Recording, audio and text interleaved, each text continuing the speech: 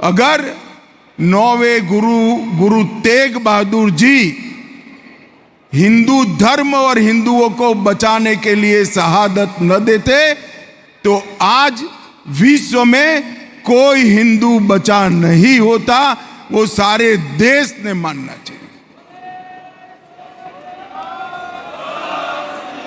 और न केवल संगत के लोग, पूरा भारत और विश्व भर में सनातन धर्म के सभी अनुयायी कृतज्ञता व्यक्त करते हैं गुरु तेग बहादुर जी पर। कितने बड़े अन्याय, इतने बड़े अत्याचार, इतने बड़े जुल्म के खिलाफ उन्होंने हिंदू धर्म बचाने के लिए बड़ी क्रूरताएं झेलकर, यातनाएं झेलकर अपनी शहादत दी। और इसी के कारण भारत को एक मजबूत सामना करने की हिम्मत मिली और बाद में दशम पिता ने लड़ाई को आगे बढ़ाया। इसीलिए दशम पिता ने कहा धर्म हेत सका जी ने किया, शीश दिया पर सिरार न दिया। इसका अर्थ है अपने शीश का त्याग कर दिया, बलिदान दिया, मगर कभी अपने धर्म और सिद्धांत के साथ समझौता नहीं किया। और यही सिख गुरुओं की परंपरा आगे जाकर पूरे भारत का आधार बनी। सिख परंपरा का मूल एकता, बंधुत्व, समावेश और वीरता रहा। और गुरु ग्रंथ साहिब में इसी समावेश तत्व को उन्होंने समावेश किया। संत नामदेव जी, नरसिंह मेहता, कबीर साहब, रविदास जी, कई सारे गामी निनामी संतों के पदों को गुरु ग्रंथ साहब में जगह देने का काम दशम पिता ने किया। और गुरु घर में शब्द और संत दोनों अलग नहीं है, यही सिख परिवार की साझी आत्मा है। और आज मैं महाराष्ट्र सरकार और देवेंद्र फडणवीस और दोनों उप मुख्यमंत्रियों को बहुत बहुत अभिनंदन देना चाहता हूं कि सालों के बाद वंजारा समाज, वारकरी परंपरा, सिंधी समाज, सिकलीकर समाज, लबाना समाज, मोहियाल समाज, वाल्मीकि समाज और उदासीन परंपरा को फिर से एक बार गुरु साहब के साथ जोड़ने का आपने काम किया है। देश भर में कार्यक्रम हुए, परंतु ये सारी परंपराओं को फिर से गुरु तेग बहादुर जी के साथ जोड़ने का काम महाराष्ट्र सरकार ने किया है। संगत से मेरा अनुरोध है कि एक बार जयकारा लगाकर महाराष्ट्र सरकार के इस प्रयास का हम समर्थन करें।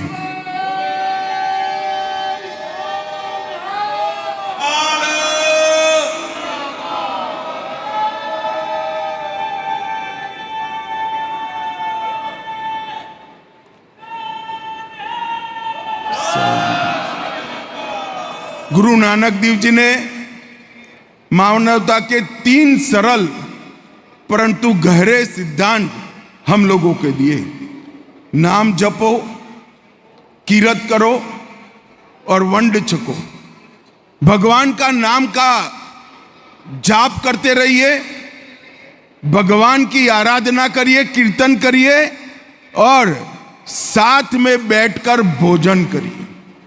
ये भोजन तक सीमित नहीं है, ये साझीदारी को बताता है। और यही परंपरा आगे जाकर लंगर और साझा चूल्हा में परिवर्तित हुई और मुगलों के सामने लड़ने की एक बहुत बड़ी ताकत यहां से मिली।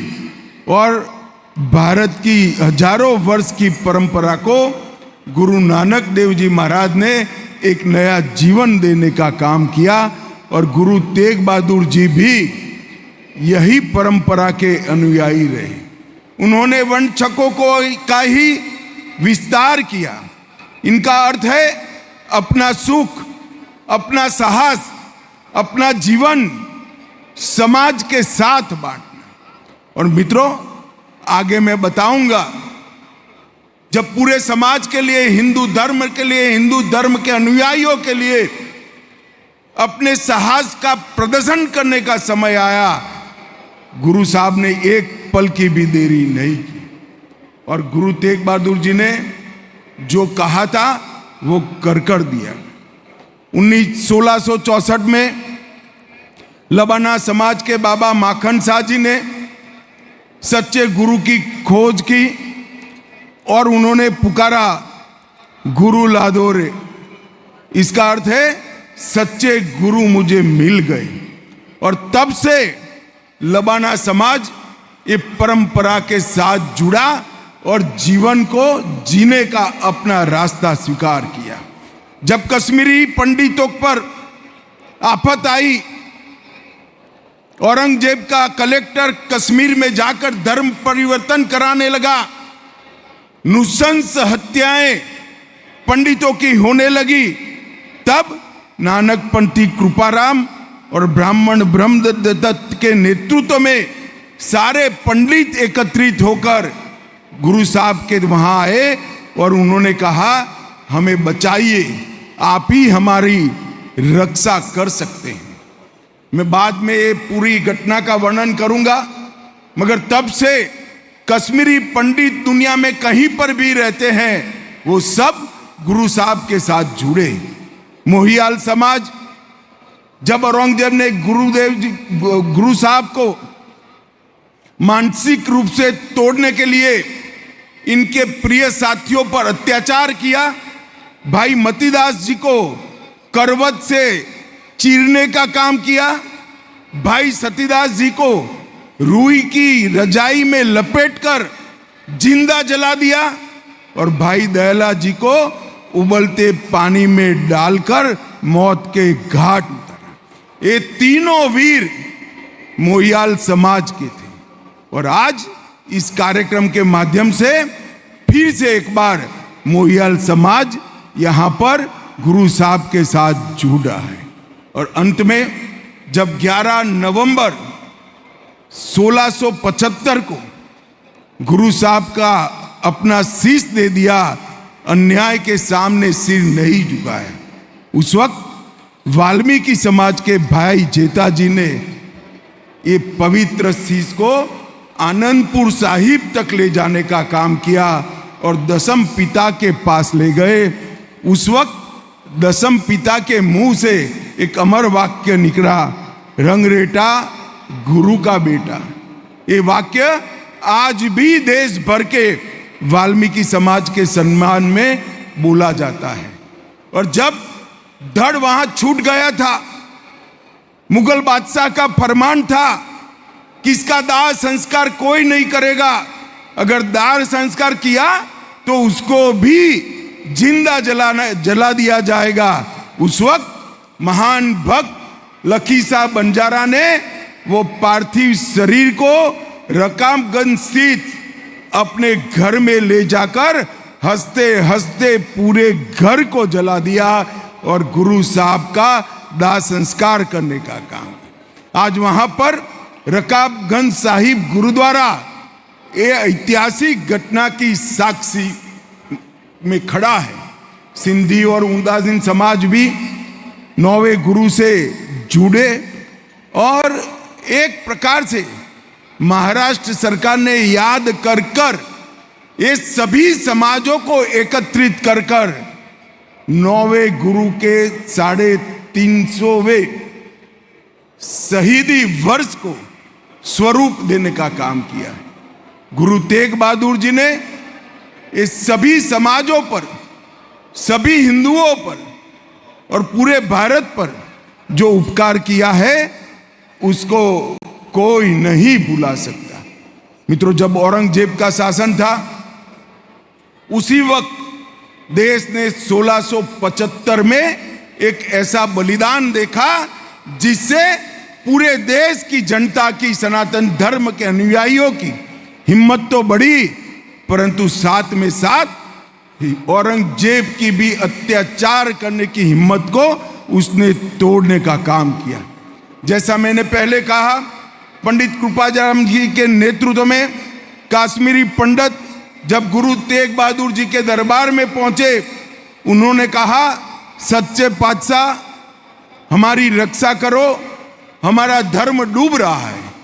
तब गुरु तेग बहादुर जी ने कहा कि समय किसी महापुरुष का बलिदान मांगता है, और कहते हैं ना, पूत के लक्षण पालने में से ही मालूम पड़ते हैं। वहां साथ में 9 वर्ष के दसम पिता खड़े थे। गुरु गोविंद सिंह जी ने अपने पिता को कहा कि अगर समय महापुरुष का बलिदान मांगता है तो आपसे बड़ा महापुरुष कौन है? तो समय आपका बलिदान मांगता है।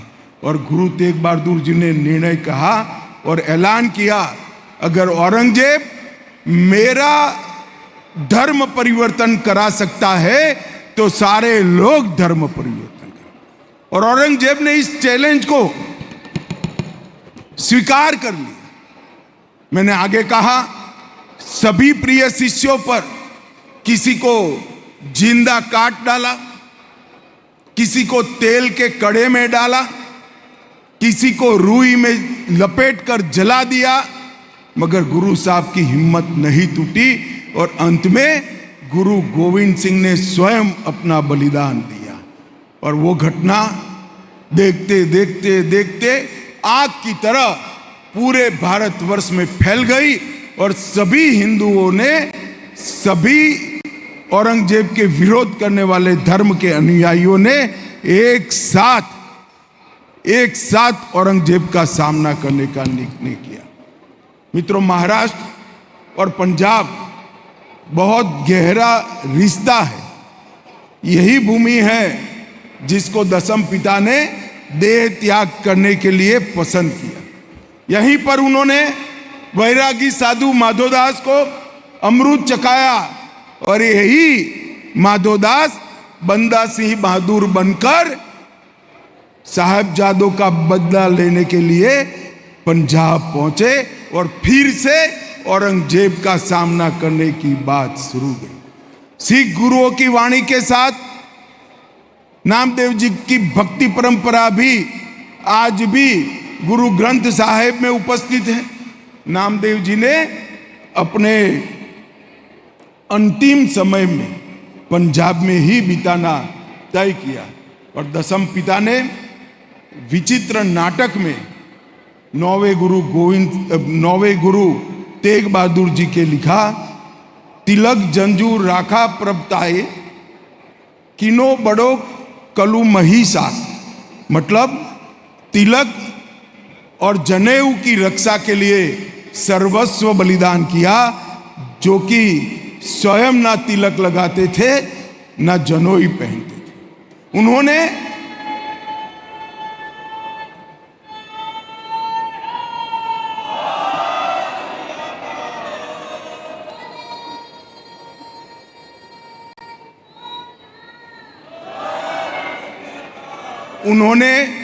देश भर के हिंदुओं की, सिखों की रक्षा करने के लिए अपना बलिदान दिया और उसी से प्रेरणा लेकर गुरु गोविंद सिंह महाराज ने वर्ष 1699 में खालसा पंथ की स्थापना की। एक हाथ में माला और दूसरे हाथ में भाला और औरंगजेब के अत्याचारों के खिलाफ सिखों को संगठित कर कर एक बहुत बड़ी लड़ाई का उन्होंने शुरुआत की।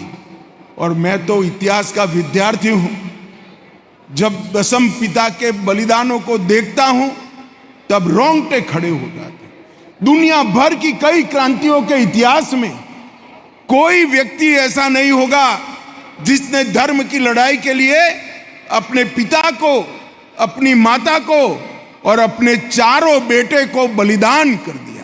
ऐसा करने वाला एक ही व्यक्ति है, सर्वंशदानी दसम पिता गुरु गोविंद सिंह।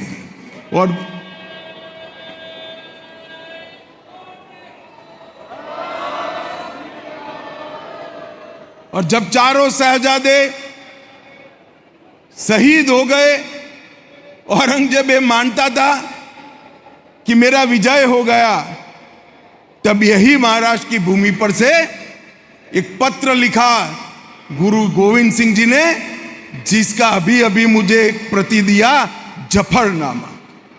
मेरा सभी से आग्रह है कि जीवन में जफरनामा एक बार जरूर पढ़ना। जफरनामा पढ़ोगे तो लड़ाई क्या होती है वो भी मालूम पड़ेगा, और क्रूर से क्रूर व्यक्ति का मन परिवर्तन कैसे होता है वो भी मालूम पड़ेगा। और मित्रों, मुस्लिम इतिहासकार लिखते हैं जफरनामा मिलने के बाद औरंगजेब पूर्णतया निराश हो गया और गुरु साहब ने वहां बंदा सिंह बहादुर को अमृत चखाया और फिर से लड़ाई की शुरुआत हुई। आज सिख परंपरा के पांचों तख्त, श्री अकाल तख्त साहिब, तख्त श्री केशवगढ़ साहिब, तख्त श्री पटना साहिब, तख्त श्री दमदमा साहिब और तख्त श्री हजूर साहिब, ये पांचों जगह से 10 गुरुओं ने जो परंपरा शुरू की है उसको आगे बढ़ाने का काम होता है। और मित्रों, गुरु गोविंद सिंह जी से लेकर नानक देव जी महाराज से लेकर गुरु गोविंद सिंह तक मुगलों की कई पीढ़ियां, बाबर से लेकर औरंगजेब तक धर्म को बचाने के लिए 10 गुरु ने अलग अलग समय पर अलग अलग प्रकार से समाज को ताकत देने की काम की। गुरु नानक देव जी महाराज ने ज्ञान का प्रचार और प्रसार किया, कई सारी कुरीतियों को समाप्त किया। अंगद देव जी ने शिक्षा का प्रचार प्रसार किया। गुरु अमरदास जी ने सामाजिक समरसता का प्रचार किया। गुरु रामदास जी ने अनेक संस्थान स्थापित कर एक आधार दिया। गुरु अर्जुन देव जी ने सांस्कृतिक समावेशिता के लिए काम किया। गुरु हरगोविंद साहिब जी ने मीरी और पीरी, भक्ति और धर्म की रक्षा दोनों का दर्शन दिया। गुरु हरराय जी ने दया का भाव समग्र विश्व के अंदर प्रचारित किया। तेग बहादुर जी ने हिंद की चादर का स्वरूप समग्र विश्व के सामने रखा और गुरु गोविंद सिंह जी ने खालसा पंथ की स्थापना करी, गुरु ग्रंथ साहिब का प्रकाश कराया। ये 10 सिख परंपरा के गुरुओं ने एक ऐसी परंपरा बनाई है जो न केवल भारत, समग्र विश्व के लिए अनुकरणीय है। आज यहां से कहा गया कि पंजाब में धर्म परिवर्तन कराया जा रहा है, ये उचित मंच है। हम ऐसे महान गुरु जी की श्रद्धांजलि देने के आए हैं जिन्होंने दूसरों के धर्म के लिए अपने शीश का बलिदान दिया। उन्होंने अत्याचारों के सामने नहीं झुके और हम लोभ लालच के चलते अगर धर्म परिवर्तन करते हैं तो हम दशम पिता के अनुयायी नहीं माने जाएंगे। मैं भी ज्ञानी जी ने जो कहा है इसका समर्थन करता हूं।